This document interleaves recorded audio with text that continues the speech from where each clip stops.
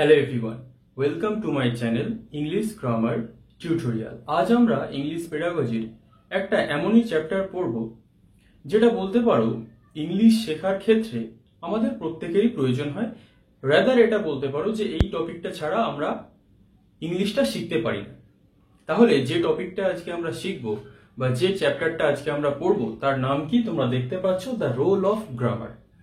আমরা English pedagogy পড়ছি। English pedagogy মানে কি জানি? এটা হচ্ছে একটা সায়েন্স, অর্থাৎ ইংলিশ বিষয়টা কিভাবে তুমি বাচ্চাদেরকে পড়াবে সেটা এখানে বলা হয়। তাহলে আমরা সবাই জানি যে আমরা ছোট থেকে এই টেন্স পড়ো, এই পার্টস অফ স্পিচ পড়ো, এই ভার্ব পড়ো, এই ভয়েস পড়ো, ন্যারেশন পড়ো, এত কিছু পড়ো, কিন্তু সেটা কোথা থেকে আসছিল? এই যে ইংলিশ গ্রামার থেকে।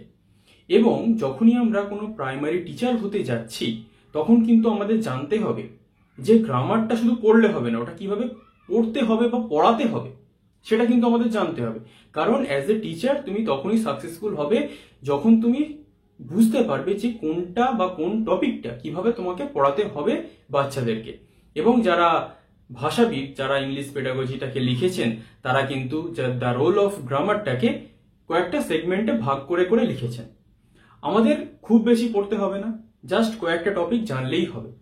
তাহলে দ্য রোল অফ গ্রামারে যাওয়ার আগে এটা জানতে হবে যে ইংলিশ শেখার ক্ষেত্রে গ্রামারের ভূমিকা সব থেকে বেশি। এটা আমরা সবাই জানি, এখানে কোনো দ্বিমত নেই। কারণ কি, কোথায় কোন সাবজেক্টের পরে কি ভার্ব হবে, কখন অ্যাম হবে, কখন ইজ হবে, আর হবে, যাবতীয় জিনিস আমরা কোথা থেকে পাই?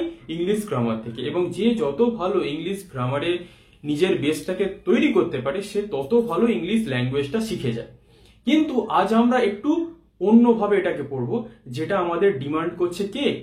ইংলিশ পেডাগজি বা প্রাইমারি টেট পরীক্ষায় আমাদের কাছ থেকে যেটা চাওয়া হচ্ছে সেটা হচ্ছে কি, দ্য রোল অফ গ্রামার। অর্থাৎ এই যে ইংরেজিটা পড়তে গিয়ে গ্রামারের ভূমিকাটা ঠিক কেমন হওয়া উচিত বা কিভাবে তুমি পড়াতে পারো সেইটাই এখানে আলোচনা করা হবে। এখানে তিনটে জিনিস আমরা পড়বো। এক হচ্ছে কি ইম্পর্টেন্স। ইম্পর্টেন্স অর্থাৎ কি ইংলিশ গ্রামারের বা এই যে ইম্পর্টেন্স, গুরুত্ব। আর একটা যেটা পড়বো সেটা আমরা কি পড়বো? ফর্মাল বা যেটা আমরা জানি ফর্মাল বা ট্র্যাডিশনাল গ্রামার। আর একটা এর যে টাইপস হয় সেটা কি? সেটা হচ্ছে ফাংশনাল। আর একটা হচ্ছে ফাংশনাল গ্রামার। আর 3 নম্বরে আমরা পড়বো মেথড। দুটো মেথড হয় আমরা সবাই জানি, ইন্ডাকটিভ আর একটা কি ডিডাকটিভ। এই তিনটে জিনিসকে আমরা মোটামুটি যদি আয়ত্তে আনতে পারি তাহলেই আমাদের the role of grammar complete. তাহলে ইম্পর্টেন্স কি অলরেডি বলে দিয়েছি। যে আরেকটা জিনিস, এই যে ইংলিশ গ্রামার এটা কিন্তু কোনো সেপারেট সাবজেক্ট বা বিষয় নয়। অর্থাৎ কি ইংলিশটা কিন্তু একটা বিষয়, যেমন বাংলা একটা বিষয়, কেমিস্ট্রি একটা বিষয়, ফিজিক্স একটা বিষয়, ঠিক তেমনি ইংলিশ গ্রামারটা এটা কিন্তু কোনো সেপারেট বিষয় নয়। অর্থাৎ কি এটা ইংলিশের মধ্যেই অন্তর্ভুক্ত যেটা আমরা পড়ে থাকি। এবং ইংলিশ গ্রামারটা যে যত ভালো জানে সে ইংলিশের হোল্ড বা তার তত স্ট্রং জোন তৈরি হয়, ইংলিশটা সে বলতে পারে, লিখতে পারে, সবকিছু করতে পারে। তাহলে ইম্পর্টেন্স বেশি কিছু নয়, ওইটুকুই। কিন্তু যখনই আমাদের আসবে টাইপ, টাইপস মানে কি, অর্থাৎ আমরা যে গ্রামারটাকে কত ভাগে ভাগ করতে পারি সেটাকে আমরা দুভাবে দেখবো। এক হচ্ছে কি ফর্মাল বা ট্র্যাডিশনাল গ্রামার, আর 2 নম্বর কি ফাংশনাল গ্রামার। খাতা পেন নিয়ে বসবে, যেটা বলবো সেটা নোট ডাউন করবে। ফর্মাল বা ট্র্যাডিশনাল গ্রামার এটা অনেক দিন ধরে চলে আসছে। এটা ল্যাটিন আর গ্রিকের বেসড একটা গ্রামার।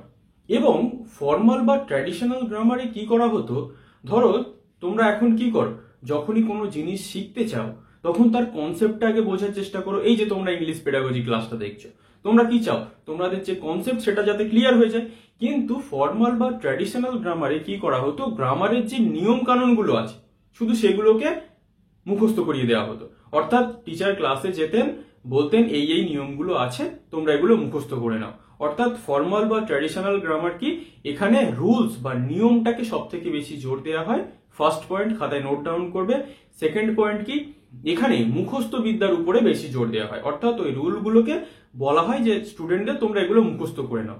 আর 3, যেটা সব থেকে খারাপ, সেটা কি এখানে কনসেপ্ট বিল্ডিং, অর্থাৎ তোমার যে একটা সম্পূর্ণ ধারণা তৈরি হবে তার উপরে কোনো জোর দেওয়া হয় না ফর্মাল বা ট্র্যাডিশনাল গ্রামার। এই 3টে পয়েন্ট যদি তোমরা নোট ডাউন করতে পারো, মনে রাখতে পারো, দ্যাট ইজ এনাফ। ঠিক আছে, এরপরে যেটা আমরা দেখবো ফাংশনাল গ্রামার। এর প্রত্যেকটার পরে একটা করে গ্রামার যোগ হবে। ঠিক আছে, এরপরে যেটা আমরা দেখবো সেটা হচ্ছে কি ফাংশনাল গ্রামার। ফাংশন মানে কি কোনো কিছু একটা কাজ করা। ফর্মাল বা ট্র্যাডিশনালি যেটা আমরা দেখলাম, এখানে এসে তার একটু আমরা উল্টো চিত্র লক্ষ্য করব। কারণ ফর্মাল বা ট্র্যাডিশনাল গ্রামারে যখন একটা টিচার পড়াতেন এবং শুধু নিয়ম কানুনগুলো বাচ্চাদেরকে মুখস্থ করাতো, তখন কিন্তু অতটা ওই যে টিচিং স্টাইলটা কার্যকরী হতো না। কেন হতো না? কারণ স্টুডেন্টদের শুধু যদি নিয়মটা মুখস্থ করানো হয়, তাদের ওই পড়ানোটা একঘেয়ে লেগে যায়। তাই জন্য কি করা হলো, ফাংশনাল গ্রামারটাকে আবিষ্কার করা হলো। যারা লিঙ্গুইস্টিক আমরা বলতে পারি, ভাষাবিদ, তারা কি করলেন, ফাংশনাল গ্রামারের আবিষ্কার করলেন। সেখানে কি বলা হলো, সেখানে বলা হলো কনসেপ্ট বিল্ডিং এর উপরে বেশি জোর দেওয়া হবে। অর্থাৎ শুধুমাত্র নিয়ম কানুন শিখিয়ে তাকে ছেড়ে দিলে হবে না, তাকে ওই যে নিয়মটা কেন তৈরি হলো, কিভাবে হলো, এই যে পুরো কনসেপ্ট বোঝাতে হবে। যেমন আমি তোমাদের কনসেপ্টটাকে স্টেপ বাই স্টেপ করাচ্ছি। আমি যদি তোমাদের বলে দিলাম এখানে শুধু রুলস আছে, ওখানে এই আছে, ওখানে সেই আছে, তোমরা এগুলো মুখস্থ করে নাও, তাহলে কি হবে, তোমরা কোনো কনসেপ্ট ভালো করে বুঝতে পারবে না, মাথায় বেশি দিন রাখতে পারবে না। তাই ফাংশনাল গ্রামারে কি করা হলো, যখন ইংলিশের গ্রামারের ফর্মাল গ্রামারে পড়তে বা শিখতে সমস্যা হচ্ছিল, ফাংশনাল গ্রামারে কি করা হলো, বাচ্চাদেরকে পুরো কনসেপ্ট বুঝিয়ে বুঝিয়ে পড়ানো হলো, যাতে তাদের যে কনসেপ্ট রয়েছে, যে কোনো, সেটা টেন্স হতে পারে, ন্যারেশন হতে পারে, ভয়েস চেঞ্জ হতে পারে, পার্টস অফ স্পিচ হতে পারে, ইংলিশ গ্রামারের সমস্ত কনসেপ্ট গুলোকে ক্লিয়ার করানো হলো, আন্ডারস্ট্যান্ডিং পাওয়ার বিল্ড আপ করা হলো, যাতে তারা প্রত্যেকটা কনসেপ্ট খুব ভালো করে বুঝতে পারে এবং কোথা থেকে কোনটা কিভাবে ট্রান্সফর্ম হচ্ছে সেটা বুঝতে পারে। এটার ফলে কি হলো, বাচ্চাদের মধ্যে একটা উৎসাহ জন্মালো যে না, এই ব্যাপারটা এইভাবে হচ্ছে, আমার আরো উৎসাহ জাগছে পড়ার পিছনে। তাহলে এর ফলে কি হলো, বাচ্চাদের পড়ার উৎসাহ তো হলোই, সাথে সাথে তারা কনসেপ্ট গুলোকে ভালো করে বুঝতে পারলো। তার ফলে কি হলো, তারা ইংলিশ ল্যাঙ্গুয়েজটাই ভালো কথা বলতে পারলো, লিখতে পারলো, কোনো কিছু শুনে বুঝতে পারলো। তাহলে LSRW এই যে চারটে স্কিলই কিন্তু এর ফলে ডেভেলপ হলো। তাহলে দ্যাট ইজ এনাফ। এখানে কি করা হয়, ফাংশনাল গ্রামারে এখানে কনসেপ্ট বিল্ডিং এর উপরে সব থেকে বেশি জোর দেওয়া হয়। আর ফর্মালে কি হতো, ওখানে মুখস্থ বিদ্যা আর রুলস এর উপরে বেশি নির্ভর থাকতে হতো। ক্লিয়ার? তাহলে এটা হলো আমাদের যে টাইপ, সেইটা। এরপরে যেটা আমরা দেখবো সেটা সব থেকে ইম্পর্টেন্ট, মেথড। মেথড মানে কি, তোমাকে তো আমি বলে দিলাম গ্রামারে এই হয়, ওই হয়, সেই হয়, সেই রকম হয় বলে দিলাম, তুমি কি করে বুঝবে? এখানে মেথডে কি বলা হলো, যে একটা টিচার গ্রামারটাকে কিভাবে পড়াতে পারে, দ্যাট ইজ কল্ড মেথড। যে আমি তোমাকে ইংলিশ গ্রামারটা কিভাবে পড়াবো, সেটাই হচ্ছে মেথড। তোমরা কিছুদিন পর প্রাইমারি টিচার হবে, তোমরাও গিয়ে বাচ্চাদেরকে ইংলিশ গ্রামার পড়াবে, তাহলে তোমাদের জেনে রাখা উচিত কোন মেথডে তুমি পড়াবে। দুটো মেথড সেখানে বলা হয়েছে ইংলিশ পেডাগজিতে, একটা হচ্ছে ইন্ডাকটিভ আর একটা হচ্ছে ডিডাকটিভ। এই যে ইন্ডাকটিভ আর ডিডাকটিভ, এটা সম্পূর্ণ দুটো আলাদা মেথড।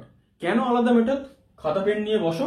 ইন্ডাকটিভ মেথডে কি বলা হয়, ইন্ডাকটিভ মেথডে প্রথমে কি বলা হয়, প্রথমে এখানে এক্সাম্পল দেওয়া হয়, এক্সাম্পল দেওয়ার পর কি করা হয়, তারপরে রুলস গুলোকে বলা হয়। ধরো আমি এখানে একটা সেন্টেন্স লিখছি, আমি লিখলাম কি আই ইট রাইস, এটাকে আমি ভয়েস চেঞ্জ করতে দিয়েছি, আমি কি লিখেছি, rice is eaten by me. প্রথমে আমি এই এক্সাম্পলটা দিয়ে করাচ্ছি, অর্থাৎ কি, আমি প্রথমে বললাম কি, এক্সাম্পলটা দিয়ে দিলাম, এক্সাম্পলটা দিয়ে বললাম কি, যেখানে অবজেক্টটা আছে সেই অবজেক্টটা প্যাসিভ ভয়েসে সাবজেক্ট হয়ে যাবে, যেমন যেমন টেন্স থাকবে সেই টেন্স অনুযায়ী অক্সিলারি ভার্ব বসবে এবং প্রত্যেকটার ক্ষেত্রে ভার্বের থার্ড ফর্ম বসবে, যেটা পাস্ট পার্টিসিপল ফর্ম, এবং তারপরে একটা বাই যুক্ত হবে, এবং এই যে অ্যাক্টিভ ভয়েসের যে সাবজেক্টটা ছিল সেটা প্যাসিভ ভয়েসে বাইয়ের পরে অবজেক্ট হয়ে যাবে। তাহলে এই যে সাবজেক্টিভ, অবজেক্টিভ, ভার্বের যে ফাংশনগুলো, প্রথমে আমি একটা এক্সাম্পল দিলাম, তারপরে আমি তোমাকে এই রুলগুলোকে ব্যাখ্যা করলাম। তাহলে এটাই সব থেকে বেস্ট উপায়।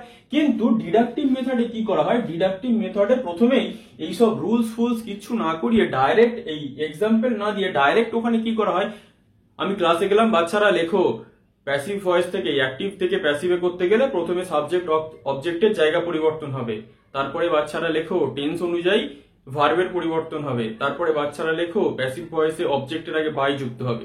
তাহলে বাচ্চারা বুঝতেই পারবে না যে আরে ভাই কোথা থেকে এটা তৈরি হচ্ছে, কোথা থেকে কি করে কি হচ্ছে, স্যার কি পাগল নাকি। কারণ স্যারকে তারা পাগলই বলবে, কারণ অলরেডি আর একটা ক্লাসে অন্য একটা টিচার গিয়ে তাকে ইন্ডাকটিভ মেথডে পড়িয়ে দিয়েছে, সেখানে এক্সাম্পল থেকে সেখানে রুলস ফলো করিয়েছে, যেখানে তারা প্রত্যেকটা কনসেপ্ট খুব ভালো করে বুঝতে পারছে, রিলেট করতে পারছে। যেমন এখানে তুমি প্রত্যেকটা কনসেপ্টকে কি করতে পারবে, রিলেট করতে পারবে, বুঝতে পারবে। কিন্তু ডাইরেক্ট আমি যদি তোমাকে রুলস বলতে শুরু করি, তুমি কি বুঝতে পারবে? কোনোদিনই বুঝতে পারবে না।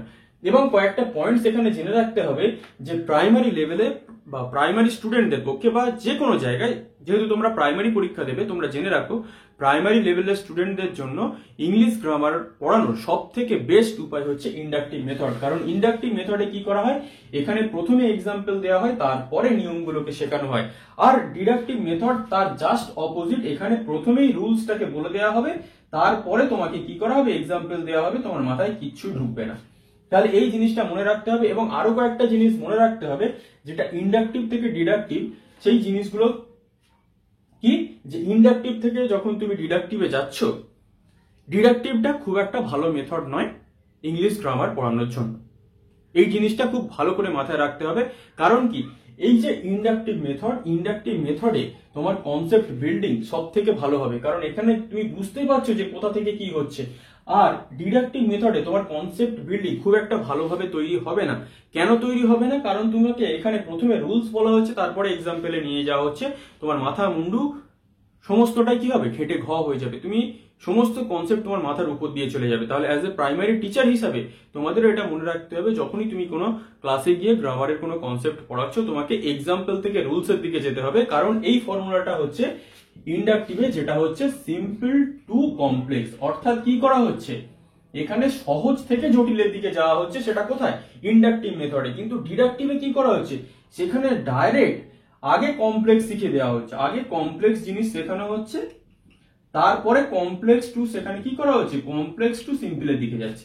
তাহলে তুমি ধরো ক্লাস 1 স্টুডেন্টকে পড়াতে গেছো, তুমি তাকে টেন্স পড়াচ্ছ, সে কি কিছু বুঝতে পারবে? তাকে তো আগে অ্যালফাবেট পড়াতে হবে, তাকে ওয়ার্ড পড়াতে হবে, লেটার পড়াতে হবে, তবেই তা সে টেন্স বা সেন্টেন্সের জিনিসগুলোকে বুঝতে পারবে।